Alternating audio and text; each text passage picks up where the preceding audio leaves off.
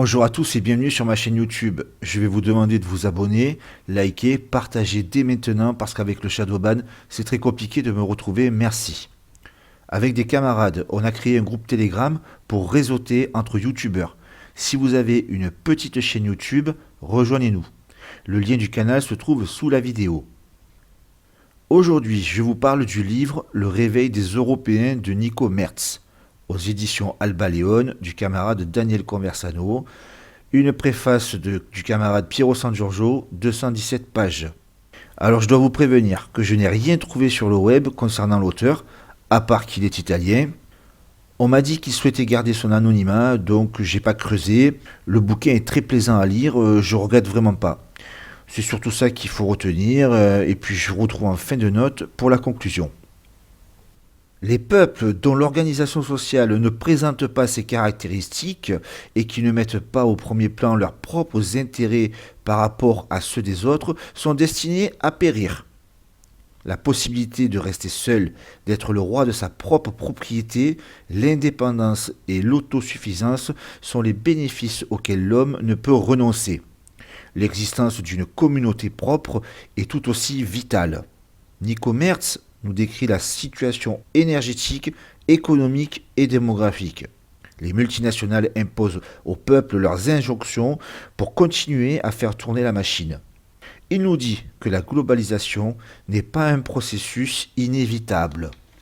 Concernant les politiciens, ils en prennent pour leur grade. Nico Merz nous dit que ce sont des pouvoirs supranationaux qui écrivent les règles du jeu démocratique, règles qu'ils ont créées en leur faveur. Penser pouvoir changer le régime dans l'état actuel des choses apparaît comme une utopie. Dans un passage sur la religion, il la compare à un virus informatique qui prendrait le contrôle à travers la morale du troupeau. Le christianisme a été le début de l'affaiblissement des Européens. Bon là clairement on voit l'inspiration nietzschéenne de l'auteur. Notre société d'aujourd'hui, la démocratie, est le fruit de ces religions monothéistes. Bon, concernant la religion, je suis obligé de vous parler d'un truc assez désagréable. En ce moment, dans l'église Saint-Sulpice à Paris, il y a des rencontres interculturelles et on voit des prières musulmanes avec des femmes voilées dans l'église et c'est en train de se propager dans d'autres églises. Donc tirez-en les conclusions que vous voulez, mais c'est un symptôme que au niveau religieux, ça va pas chez nous, quoi. Dans un paragraphe sur la société multiethnique, il nous cite deux rapports, celui de Tatou Van Hanen et celui de Robert Putnam, page 61, qui démontrent que les sociétés plurielles sont plus violentes et plus inégales et que la concurrence entre les individus prend une forme de conflit ethnique. Le déracinement empêche la cohésion d'un pays et ceux qui aiment les affirmations sur la différence entre les peuples, je vous conseille ce livre. Page 71, il nous parle de l'oxytocine, une hormone de l'amour qui rendrait moins xénophobe. Il nous parle aussi du syndrome de Paris qui touche les touristes asiatiques désillusionnés par la vision réelle de Paris. Dans un super passage sur l'identité, il nous remet un peu les pendules à l'heure. Tous les peuples ont droit à un pays homogène, une maison pour retrouver nos racines. Le projet du gouvernement mondial, des élites qui nous ont trahis, ne doit pas nous écarter du combat identitaire, qui passe par faire des enfants et former une diaspora consciente. Personnellement, je pense que la diaspora est une porte de sortie, peut-être la seule aujourd'hui, parce que le combat est ethnique avant d'être géographique. Une chose très importante, il faut fuir ceux qui s'opposent à notre projet communautaire, même ceux de notre camp. Les guerres de chapelle sont inutiles, voire complices. Il faut une coopération sur la base d'une appartenance, tant qu'une solution politique est impraticable. Dans un passage sur le métissage, il déconstruit les idées reçues. Beaucoup de problèmes touchent les métis qui n'arrivent pas vraiment à trouver leur identité. Vous allez me dire, mais c'est quoi vos sources ? Des rapports sur la surreprésentation dans les services psychiatriques. Sur le plan biologique, des donneurs sont plus compatibles avec des patients qui se rapprochent le plus de leur ethnie. Je vais vous lire un passage sur la société normale, page 110. Dans une société normale, les gens sont indépendants d'un point de vue alimentaire, ils sont prévoyants et conscients de la place qu'ils occupent dans le monde. Ils sont sobres, respectueux, capables de planifier le futur, ils savent prendre des pauses et profiter de la vie. Ils respectent la nature et les cycles, ils favorisent la régénération des ressources. Après ça, vous pouvez ranger le Great Reset de Klaus Schwab, hein, parce que les droitards ont un programme bien plus respectueux de notre planète.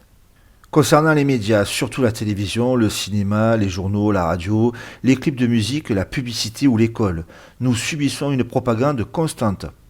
Tous ces programmes de distraction se ressemblent et on peut facilement connaître l'histoire et la fin. Ils baignent dans une même morale d'illusion de liberté, de bonheur. Il nous cite Dominique Vénère, l'hypnose de masse.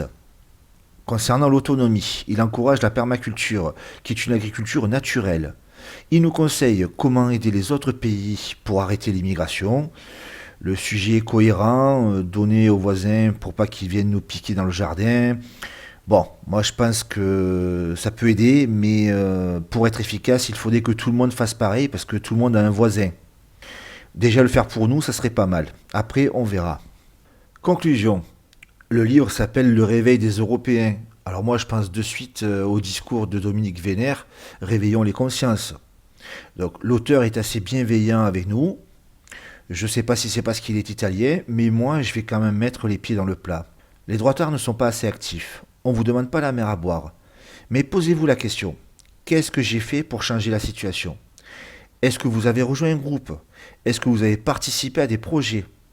Récemment, Alexandre Cormier-Denis de Nomos TV, que je salue au passage, a dit être de droite, c'est s'améliorer. Est-ce que vous vous êtes amélioré? Concernant la guerre en Ukraine, j'ai vu les Anonymous se mobiliser contre la Russie. Où sont les Anonymous de droite? Ça, c'est ma grande question. Nico Mertz nous parle d'une maison de racines. Eh bien, si notre pays ne nous la donne pas, il faut la faire à votre domicile. Quittez les villes, allez à la campagne, réenracinez-vous. Et une chose que vous ne devez jamais oublier, si on ne le fait pas, personne ne le fera pour nous. Je passe un bonjour à mes camarades des Braves, le CP, le LPE, Nomos TV, les Ardosiens, l'Iliade, la Nouvelle Librairie, la Ligue du Midi, les Casuals, GZ, les Croquettes, et puis tous ceux que j'oublie. Écoutez nos artistes de droite, Romain Guérin, Christophe BZH, Cro-Blanc, Hector de France, Teuse, Fantôme déconnecté, et je vous laisse avec un super morceau des Coroners, Vous n'êtes pas seul.